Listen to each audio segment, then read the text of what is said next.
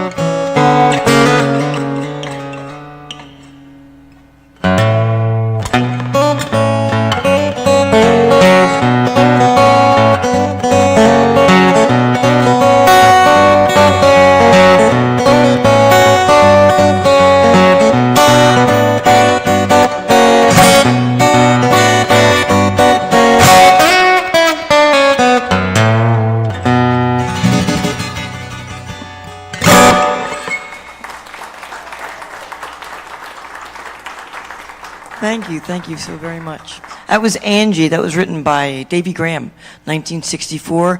You probably know it better by Bert Jansch or Paul Simon. That was my arrangement, and as Chet Atkins would say, probably not as the composer intended. Yeah.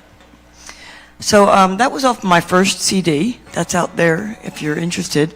When I made that CD, I'm very proud of it, I should say. It won Album of the Year from the National Thumb Pickers Hall of Fame. It was a great accomplishment for me. Thank you. But I realized when I made it that it was expensive. because I had to pay all these licensing fees. And I decided when I do my next CD, I'm going to make sure that they're all originals. So I'm going to play a few originals for you tonight. The first one, my husband and I, we would, during the pandemic, we would sit around getting fat like everybody else, you know, being couch potatoes, looking at each other and watching TV. And we had taken a ballroom dance class, and I said, honey, why don't we go in the den, and we had a 9x9 den, and I'd pull up tunes on YouTube. I said, why don't we do some ballroom dancing? You know, we might not lose any weight, but maybe we'll at least maintain what we have. So we did some ballroom dancing and little routines. You know, we do waltz and cha-cha and swing, tango. It was really fun. And after the pandemic, well, it's hard to say after the pandemic, right? Because it's kind of still going on. But after what they say was after the pandemic, I wrote a waltz for him. And I call it Waltz for Honey. And that's Hunny, because he was kind of a Pooh Bear kind of a guy. Yeah, so it's Waltz for Honey. Thank you.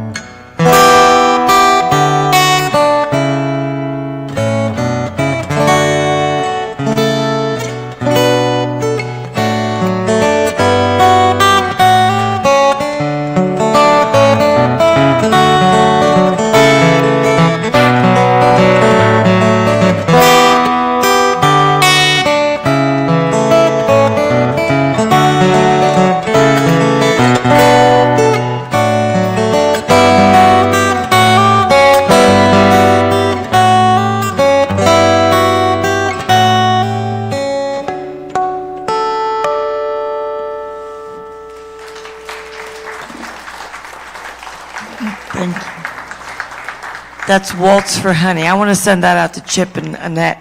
They used that for their wedding. I played that for their wedding. It was very sweet. And I want to let you know that that was my first release. It's now on Bandcamp. And a little secret for you, if you go to Bandcamp, it'll let you play it 3 times before they make you buy it.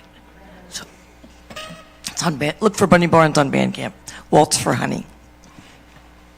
The next one I want to do for you was written for my friend Sally. And Sally had Parkinson's. She loved horses. She was a teacher. We taught middle school together. Yes, I was a middle school teacher, German middle school teacher for 37 years. This is my retirement plan. Sally had, thank you. Sally had Parkinson's, and she would have done any extraordinary measures she could possibly do to stay alive for her children and grandchildren.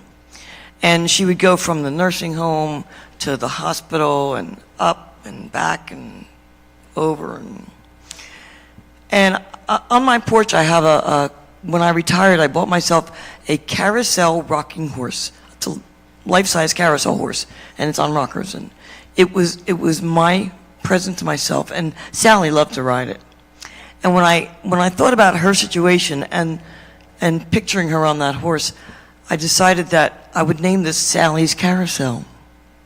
And when I told her daughter that I was writing a song for her mom, and I was calling it Sally's Carousel, she said, "Well, isn't that strange? Mom used to say, 'How do I get off of this crazy carousel?'" And I didn't know that. She never got to hear it, but I think she's probably listening.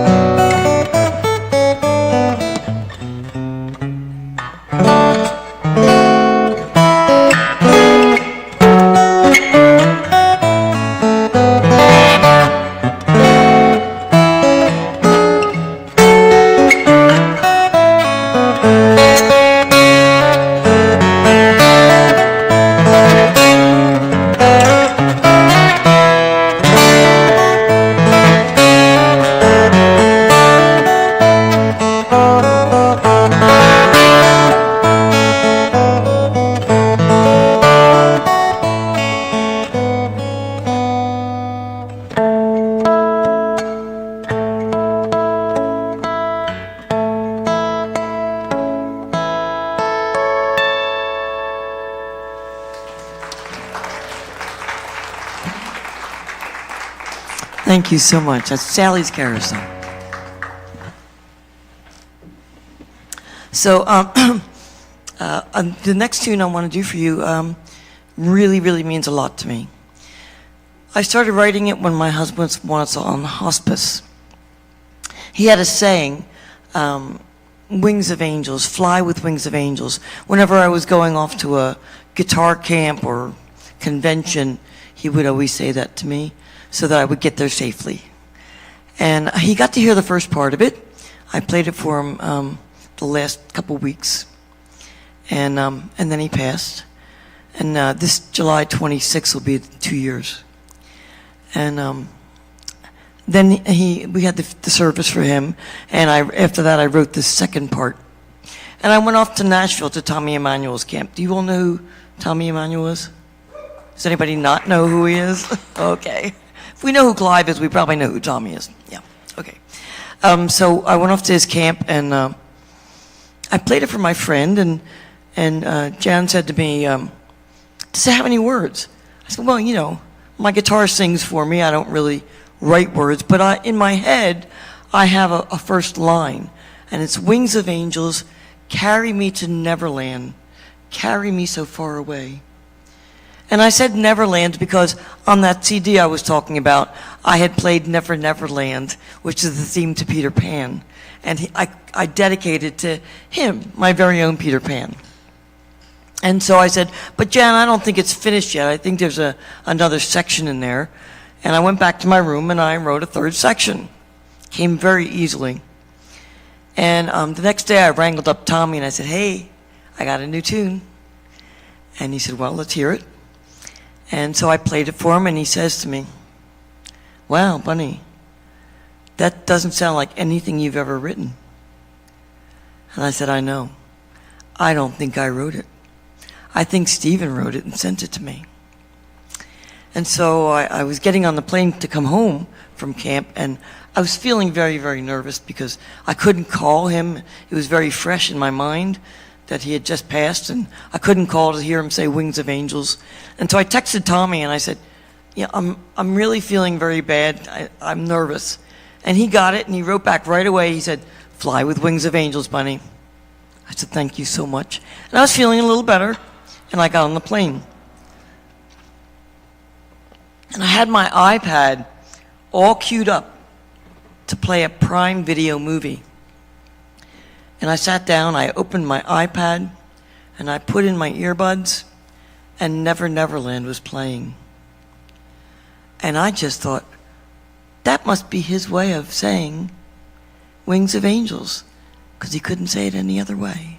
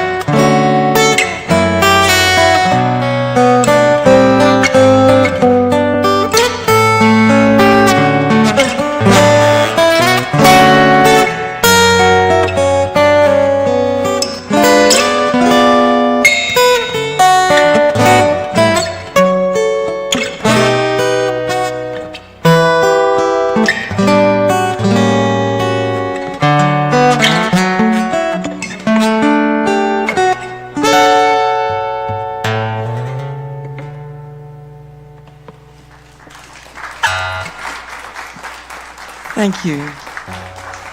That was Wings of Angels. So the last original I have two more for you. The last original is my most recent piece. And yeah, I have this little feral cat. She came to live with us when Stephen was just starting to get sick, just like a month before he started getting sick. And she's a beautiful little rag doll. And she decided she wanted to live indoors, and so I kept her. And she's not like some cats will be around when you're playing all the time, and she's kind of like very aloof with that. But when I started playing this song, she was rubbing up against my leg and going like, "Wow, she really likes this song. Maybe I should name it for her." And so I was thinking about her and continuing to write the song, and then one night around 3 a.m, she got out. She wiggled. Her name is Miss Wiggles, by the way. And she wiggled her way right out the door. And I got up in the morning and I was calling for her and she didn't show up anywhere. Sorry. And so I sat there and I wrote the third section to this song. And I left all the doors wide open. And 22 hours later, I'm sitting in my chair practicing this song, and she comes prancing in. "Oh, hi, Mom. You're still in the chair, I see." I said, "Oh, yeah, I am." "Well, okay, I'm going out again." I go, "The hell you are?" Nope, and I ran and I locked all the doors. And I just decided I should name this for her. And so I was going to call it Missy's Adventure, Missy's Dream, Missy's Dance. I didn't quite know. But I went to see Tommy in concert, and I said, "I don't know what to call this song. It's a new one." And told him the options. He listens to it. He says, "Dump all those names. It's none of those." I said, "Oh, what is it called?" He said, "It's Missy's Gone Missing."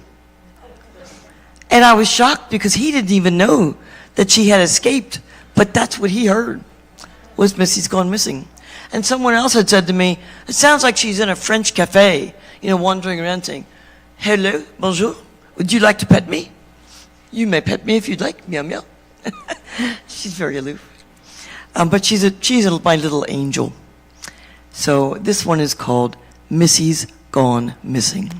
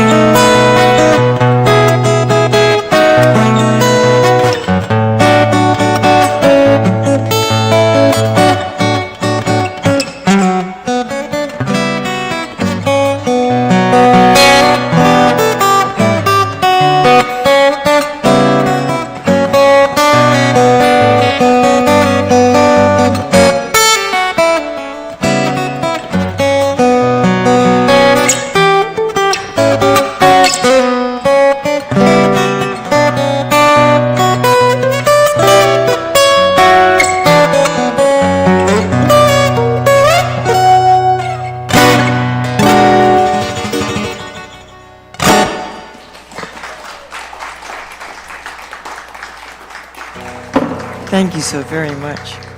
That's Missy's Gone Missing. The new CD is coming out hopefully this fall, hopefully by October. I wanted it by August, but I don't think that's realistic. The one tune, Missy's Gone Missing, has the Endless Road String Quartet behind me. This was just recorded last week in Nashville. And Wings of Angels is already recorded with Tommy Emmanuel accompanying me with harmonies. So I'm really, really thrilled about this CD. I'm really excited. So I wanted to play one more tune off of my CD. This tune was written for Louis Armstrong. When he recorded it, he asked for $250 to pay the orchestra. He didn't want any money for himself. And he didn't live long enough to see it become a chart topper. It didn't become famous and hit #1 until it was used in Robin Williams' Good Morning Vietnam. And despite all of the trials and tribulations that we're going through in the world today, I look at this audience and the people who run it, and I still believe that it's a really pretty wonderful world.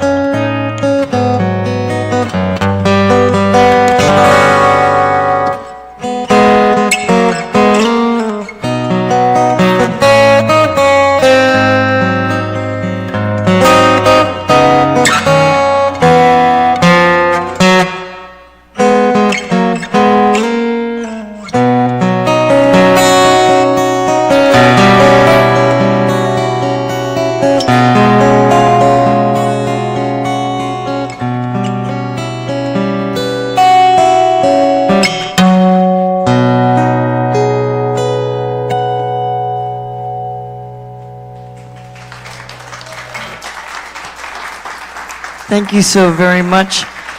I think we're going to take a little break right now, and we're going to come back with the reason that we're all here tonight, which is Mr. Clive Carroll. I'm so honored to be here. Thank you so much. I really appreciate it. I'll see you a little bit later in the set.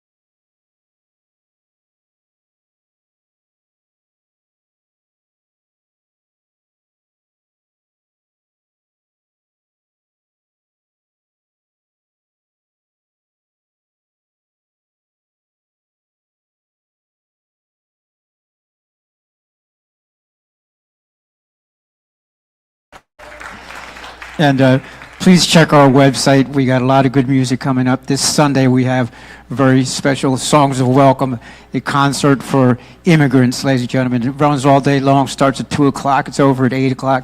Please check it out. Come on out. We'd like to welcome this gentleman here. There's a lot of guitar players in the house tonight. They've come out to see you, so there you go. Please welcome Mr. Clive Carroll, ladies and gentlemen. Thank you very much.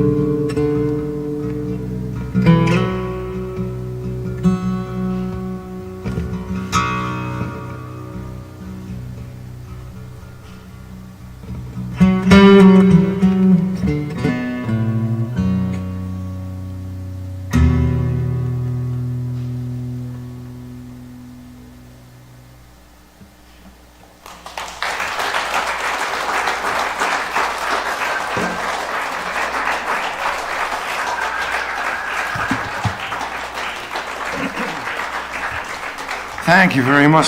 Thank you very much. Well, good evening, everybody. I'm Clive Carroll, and I never thought as a 12-year-old boy practicing the guitar in my bedroom that one day I'd finally be able to say, "Good evening, Fulsa Club, Philadelphia." Thanks for having me here.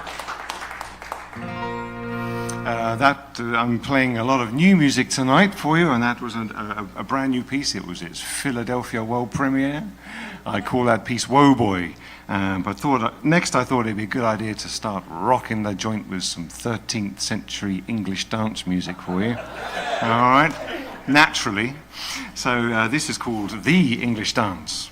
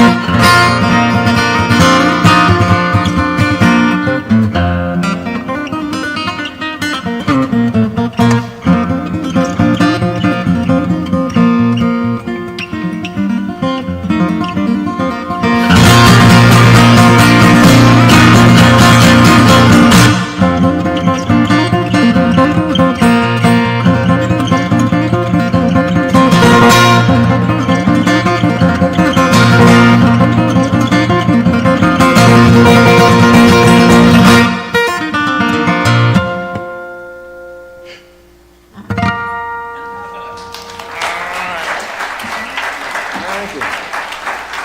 That's what we get.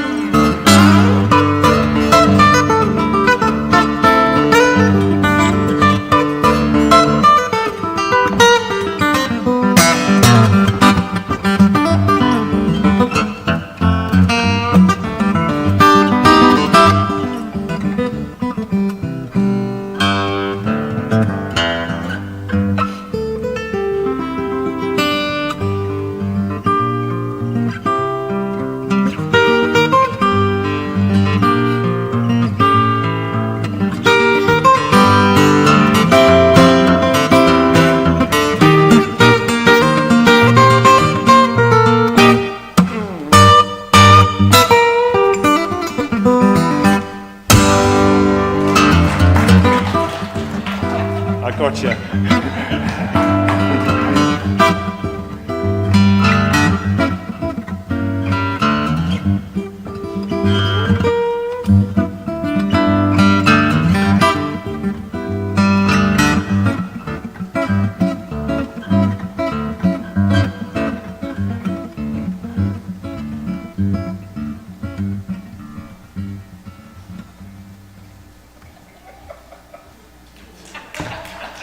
All right, there you go. Thank you. Oh, thank you very much. Thank you. That was a piece of mine.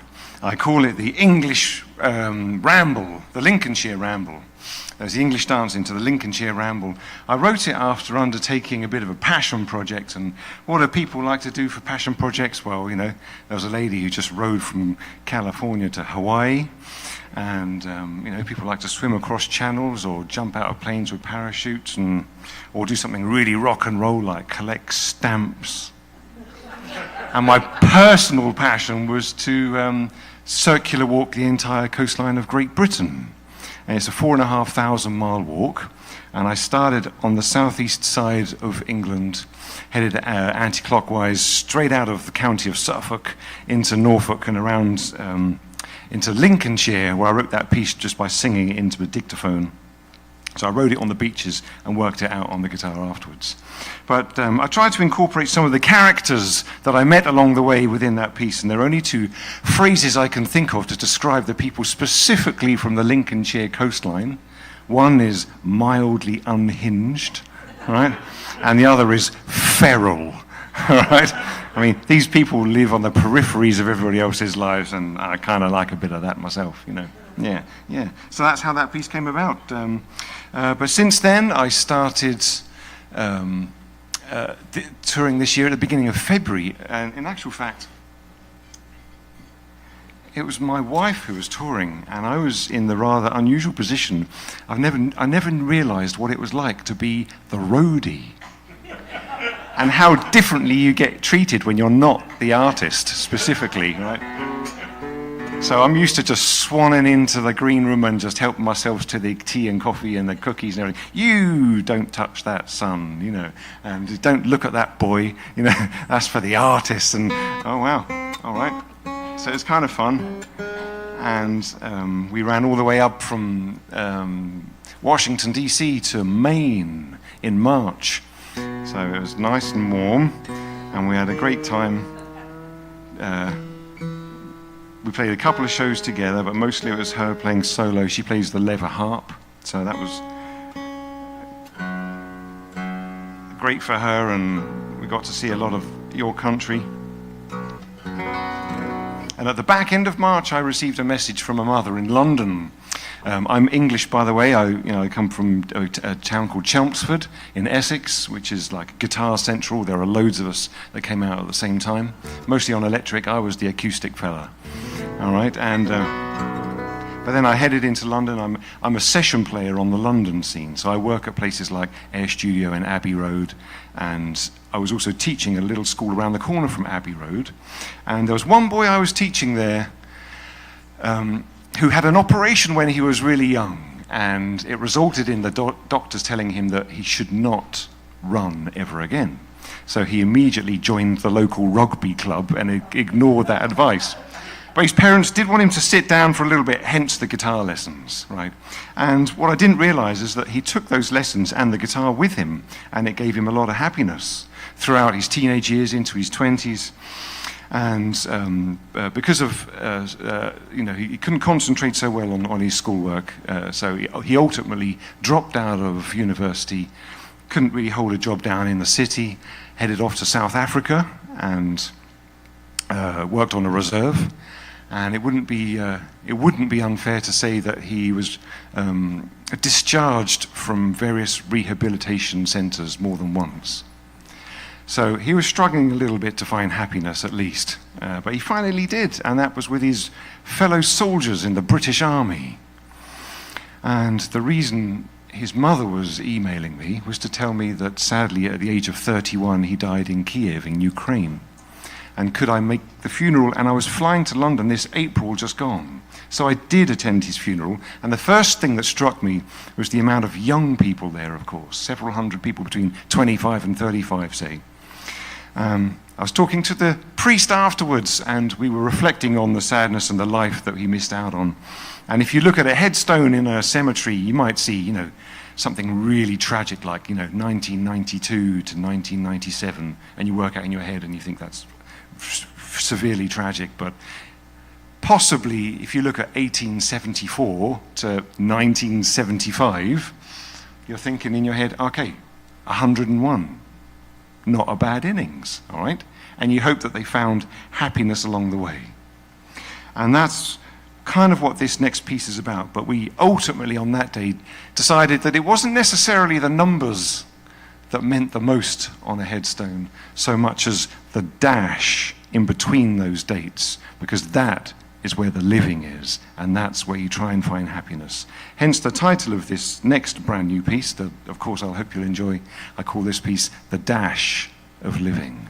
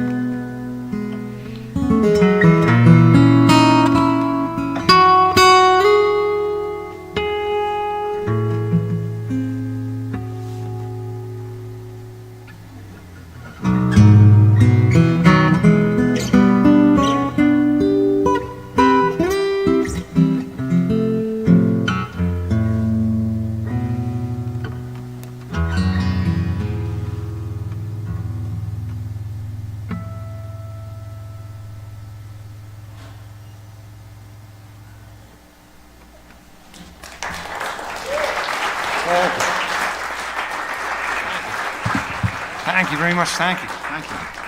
That was the dash of living. Thank you very much. Well, one film I was working on in London, I discovered another artist whose song was featured on the same film, and that was a fellow who's sadly no longer with us. He's one of your people. He's called Elliott Smith, and I really love that vibe and everything. You know, it's, on the acoustic guitar, it's a little delicate. Has a bit of an undercurrent that I gravitate towards, and it's kind of introverted in nature. So I had the earworm thinging going on, you know, and the earworm scenario where a melody was starting to assemble itself and rattle around my skull at 2 o'clock in the morning. So I sang it into my old prehistoric iPhone that runs on Steam. Press play the next morning, and it was something like, you know, you've got the rest, Clive. Off. What? Anyway, I just about managed to gather enough evidence to put together this next piece for solo guitar.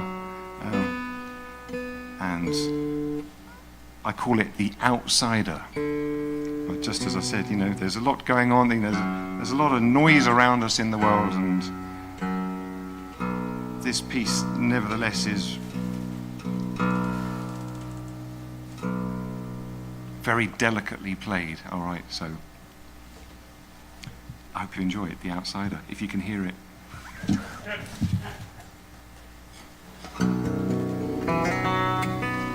right.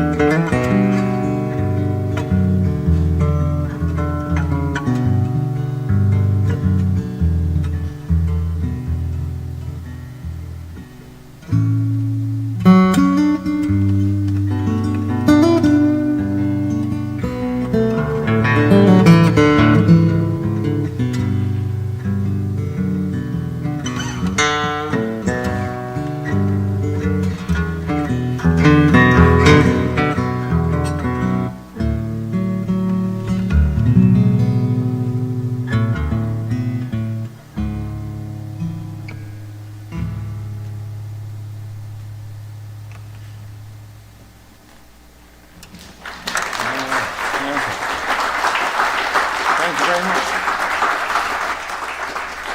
Oh, thank you, thank you. All right, thank you very much indeed. So I'm keeping in the film world at the moment,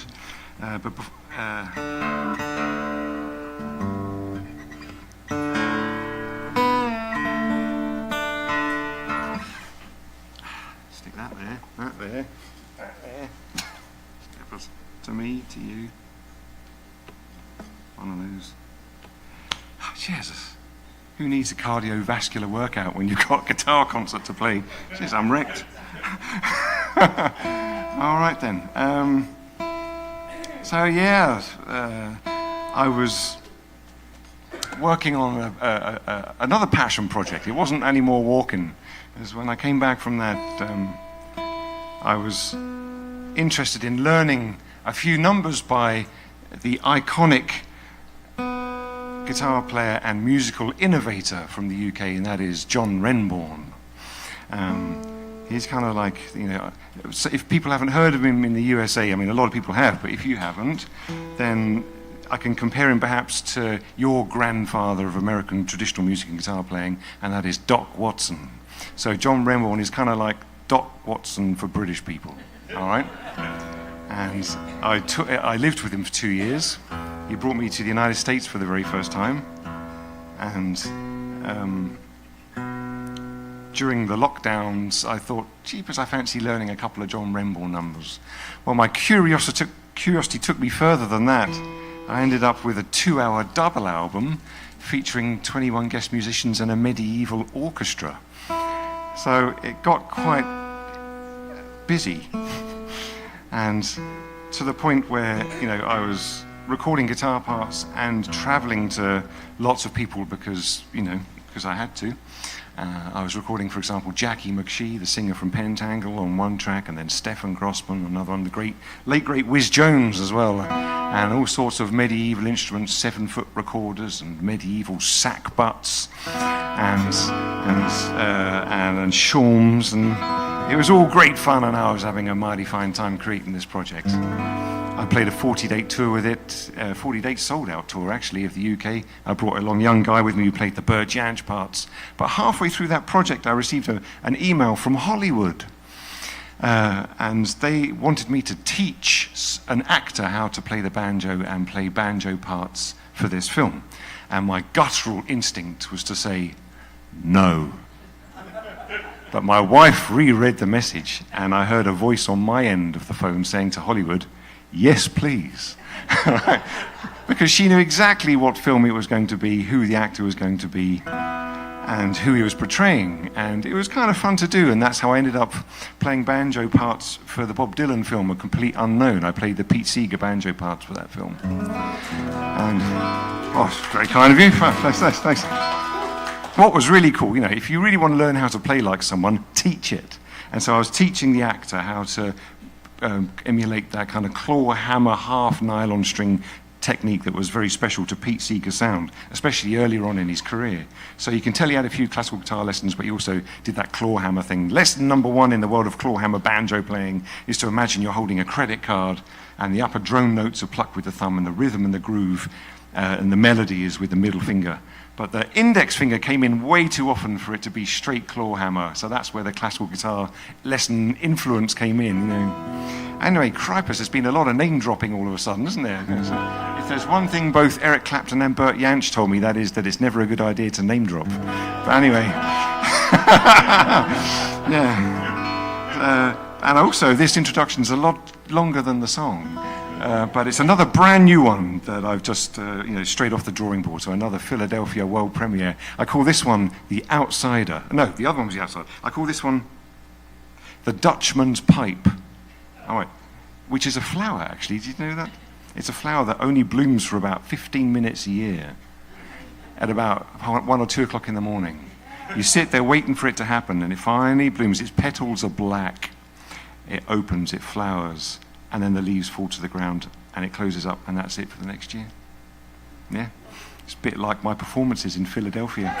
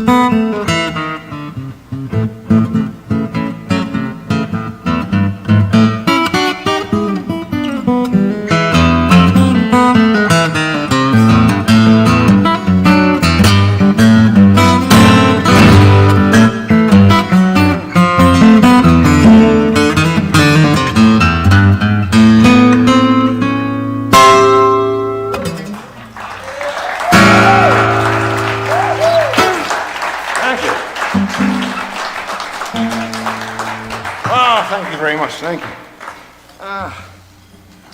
Thank you very much. That was Chopin's Waltz in E minor. And now I'm going to head off now into a completely different world. Still featuring two names I've mentioned already in this concert, namely John Renbourn and Doc Watson. John Renbourn was in the privileged position to be the opening act for Doc Watson at some gargantuan venue like Carnegie Hall or something in New York City. So he thought it'd be a good idea to stick to what he knew best, which was a mixture of Celtic doom and gloom and misery, with the occasional nod to a blues bend and maybe a jazz tinge. All right? However, halfway through his set, he suddenly lunged into a piece from the North Carolina area, an American traditional tune. You know, it's exactly where Doc Watson's from, Deep Gap, North Carolina. As he's playing it, he's thinking, cripers, I shouldn't be in this neck of the woods at all. So he played it, he finished it up, he went back to the medieval misery to finish his set. With songs like I've suffered for my art, now it's your turn. And then he exited stage left and he bolted straight for Doc Watson's dressing room. He flung open the door. He said, Doc, I'm terribly sorry. I shouldn't have played a piece from your neck of the woods. I hope it wasn't going to be a part of your set. And he was profusely apologetic, right? Apparently, to which Doc Watson turned around to John Renbourn and just said, that's all right, son. I didn't recognize it anyway.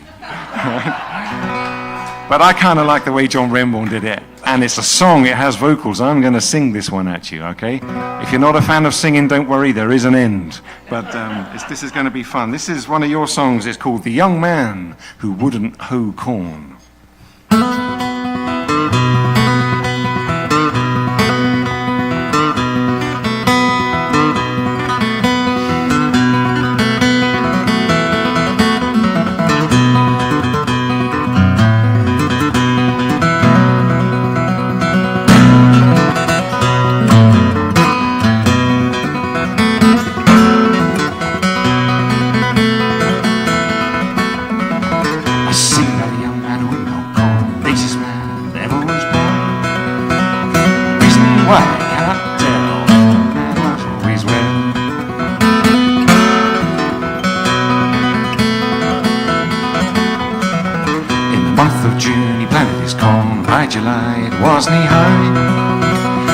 Come October, there came a cold frost, and all that young man's corn was lost. Well, he went down, he peeked in, the weeds and the grass grew up to his chin. The weeds and grass grew so high, caused that young man for to cry. Well, he went down to his neighbor's land, go on, courtness, you understand. On a cotton, shush your born, young man, have you hoed your corn? Why, yes, my dear, he replied, yes, my dear, and I've laid it by. Ain't no use in strife in vain, I believe that man didn't hoe one grain. A healthy young man won't hoe corn, as the laziest man ever was born. Single I am, single I remain, a lazy young man I won't maintain. I sing about a young man who wouldn't hoe corn, the laziest man ever was born. The reason why I cannot tell, that young man was always well.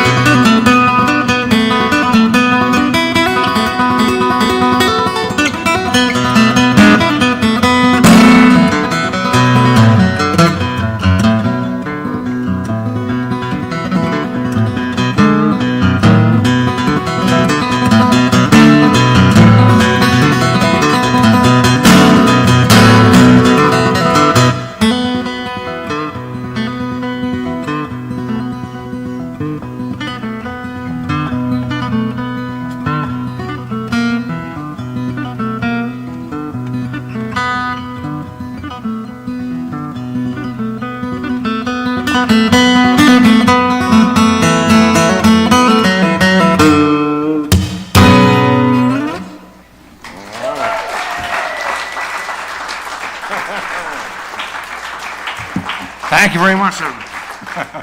The young man who wouldn't hoe corn. I thought it'd be cool to sing a song in preparation for something that doesn't happen very often when you're touring on your own, and that is that you get to play with another guitar player. And so this is going to be really fun. Please welcome back to the stage, Maestro Bunny Barnes.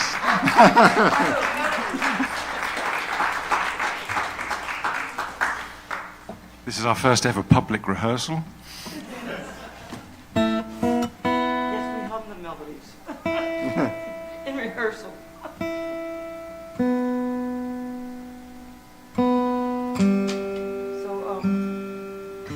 So, there we go. I asked Clive what he wanted to do, and I suggested a tune that he said, it was written in 1926 by Irving Berlin, and he said, I've never heard it. But the bloody genius that he is, he said, oh, sure, let's do it. So this should be interesting. And this says, Clive and I played together once in Italy, right? Yeah. Italy, yeah. Italy, yeah. Mm-hmm. Yep. At Tommy's guitar camp. Mm. But this is really our first time together. That's it. There's no turning back now. It's going to happen. That's it. So this tune is, as I said, it's from 26, and a lot of the songs in that era had a verse that people didn't learn. And I'm a big promoter of bringing back those verses. Looking at the audience, I think you might know this tune, but given that Clive never heard it, I'm a little doubtful now. So I will tell you, it's got a seldom heard verse, and then it will break into the main chorus of the song. It's called Blue Skies.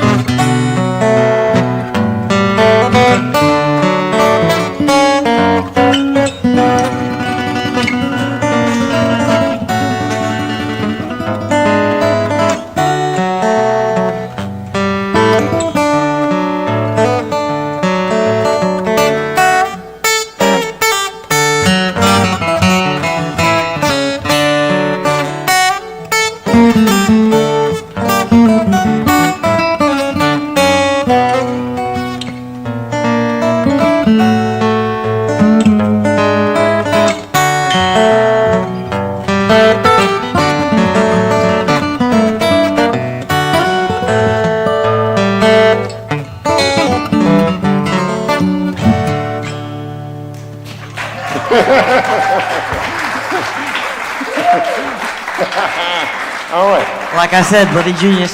Look, this is such an honor for me. I've been a Clive fan for many, many years. 9 more tracks, we've got an album. And speaking of albums, yes, you know I'm putting out an album of originals, and I told you that I had Tommy record on one of my tunes in Nashville, and Endless Road Strings recorded on another, and Clive recorded on this tune. I always wanted to write a rag, and I did. And I went to meet Tommy at a performance in Gettysburg at the Majestic Theater. And I said, hey, I wrote a new tune, and as he always says, let's hear it. And I played it, and he said, Bunny, that's really good. Would you like to play it on stage tonight? Oh, cool. I said, sure, absolutely. I was really terrified. But I did, and then when I was at camp, I played this for Clive, and I said, would you record harmonies for this? Because we were just goofing around during one of the workshops and playing it, and he was coming up with this brilliant stuff. So he agreed to do harmonies for me. So here you go.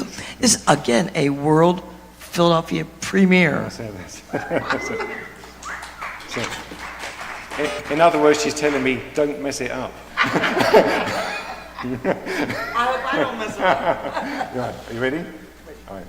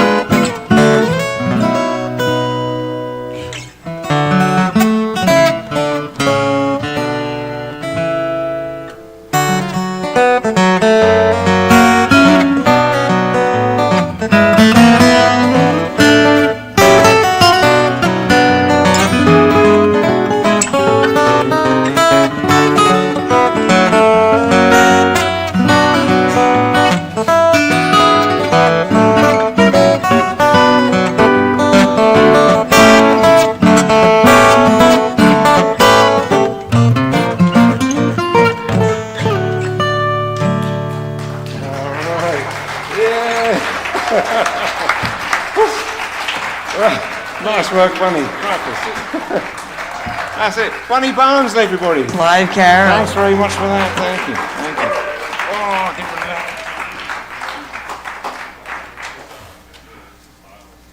There we go. All right. No worries.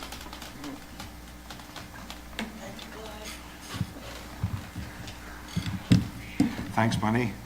I'm afraid to say that's it. The fun's over now. Here comes the heavy stuff.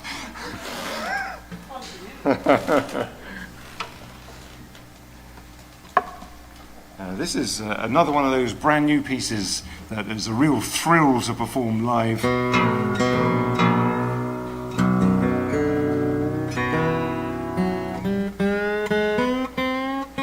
Took me a little while to write, though, this one.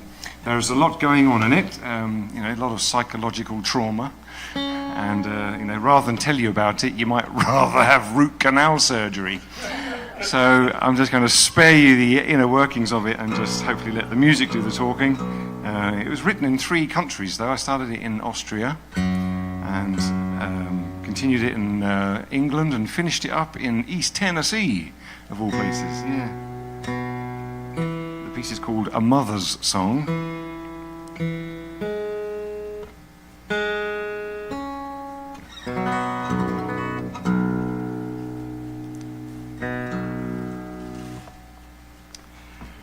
All right. Are you all doing all right? Yeah, you're all with me? Yeah? All right, good. Here we go then. All right.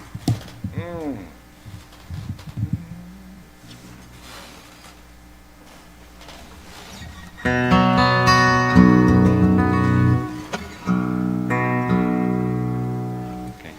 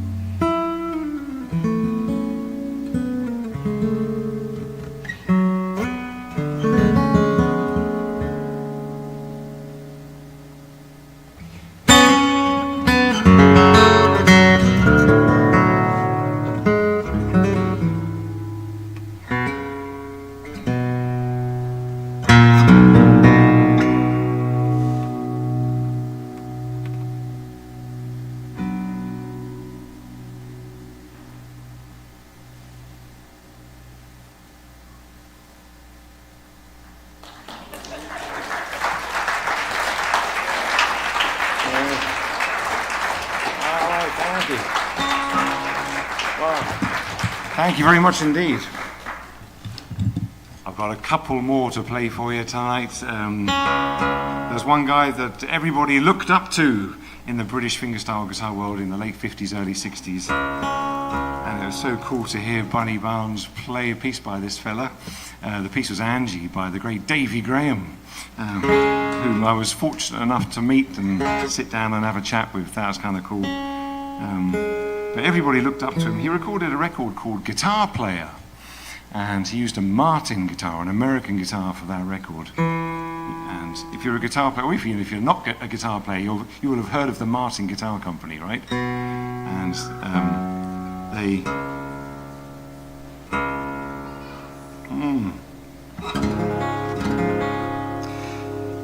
Yeah, so after recording the record there, Davy Graham absolutely loved acid. And people kept trying to tell him to stop, and he just wouldn't. He knew what it was doing to him, but he just loved it so much he just wanted to carry on. And people told him it would destroy him, and it did. But he didn't care. He just rode the wave, and after a 3-day bender post-album recording, it wouldn't be unfair to say that Davy had then proceeded into an advanced state of refreshment and picked up his guitar case, went off to the next gig, unclasped it, lifted the lid, and it wasn't his Martin. It was a Gibson J50. All right. So anyway, he picked it up, he played the gig on the J50, and lo and behold, wasn't it then time for the album cover photo? So if you type in guitar player Davy Graham into the internet there, you'll see him proudly wielding his Gibson J50. But it's a Martin guitar on the record. However, because every aspiring guitar player wanted to be like Davy, they all thought, oh, blummy, this is the way ahead, we all better buy Gibsons now. And they did, including John Remborn. If you look at the front cover of Another Monday, one of his most famous records, you'll see him proudly sitting on the steps with a new suit and a Gibson J50 he bought off a US Airman. And it then went on subsequently to shape the sound of the British folk revival. And it was all a mistake. Because we should have been playing Martins, but we all ended up playing Gibson J50s. Yeah, it's kind of neat, I think. So as well as being inspired by, everything from Celtic music to Middle Eastern music, he went down there. He was studying the oud in Iran. And he came back with a brand new guitar tuning that is now standard tuning in the world of Irish traditional guitar playing. And that tuning is called Dadgad. So that's a Davy Graham invention. But at the same time he was listening to jazz fusion and blues and all sorts. There was a really great record spinning on the decks in the London scene in the early 1960s by an American jazz musician. The record is called Whistle Stop. The artist is Kenny Dorham, and the second cut from that vinyl is called Buffalo. Davy Graham worked it out from the record. John Remborn learned it from Davy, and when I was touring on the road with John, I learned it from him. So this is Buffalo by Kenny Dorham.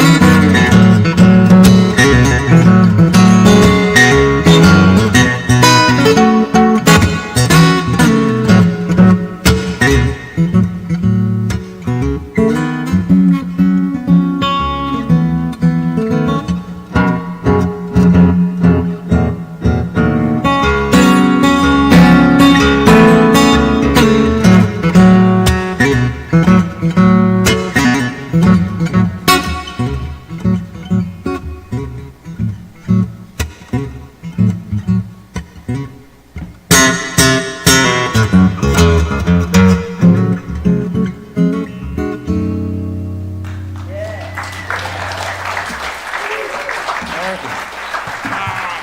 Thank you very much indeed. Okay. Well, I mentioned I kind of come from Guitar Central in England, and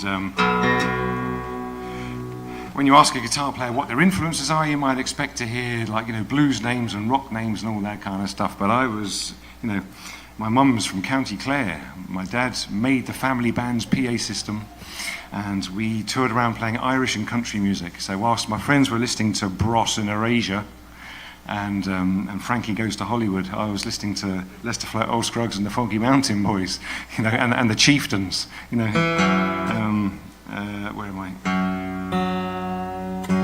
Okay, there. And but at the same time, as a teenager, I was listening to, I wanted to play electric guitar as well. So I wasn't listening to Jimi Hendrix and Eric Clapton. I was listening to Steve Vai and Joe Satriani and Yngwie Malmsteen and Eddie Van Halen and all that kind of stuff, which was fun in the family band because my mum might be singing, Almost Heaven, West Virginia, Blue Ridge Mountain, and then she'd say, take it away, Clive, and I put on the distortion pedal and go. And then the next verse, life is only you. It didn't work, but it was fun, I just loved that.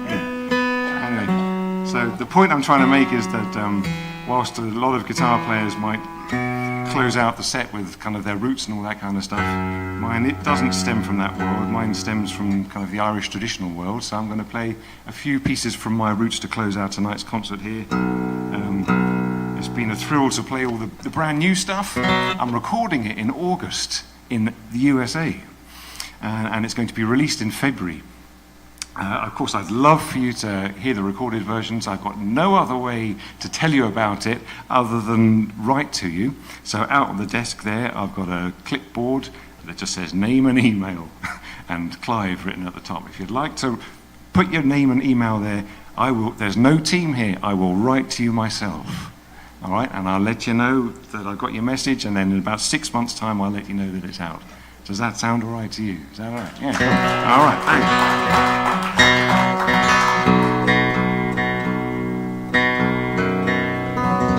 All right then. Well, it sure was fun to listen to Bunny Barnes. I've never heard a whole, kind of set from Bunny before, so that was really cool. Thanks very much for opening tonight's concert, Bunny. That was beautiful. Yeah, top stuff.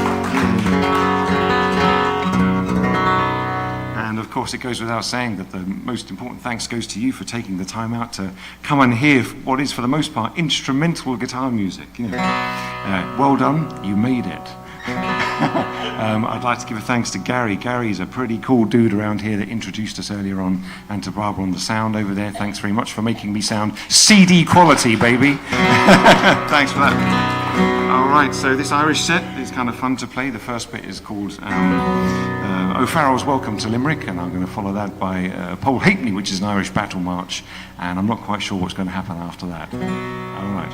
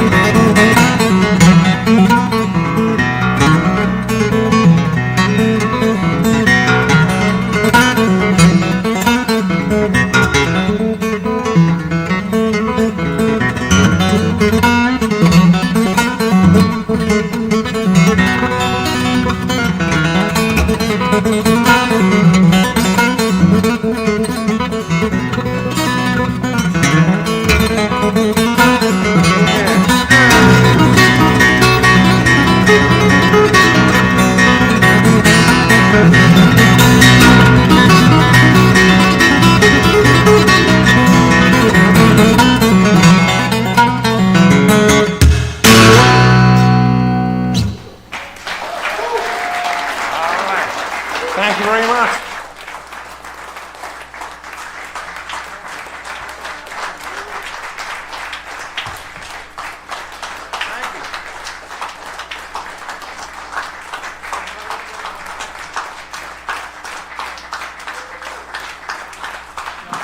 Hey.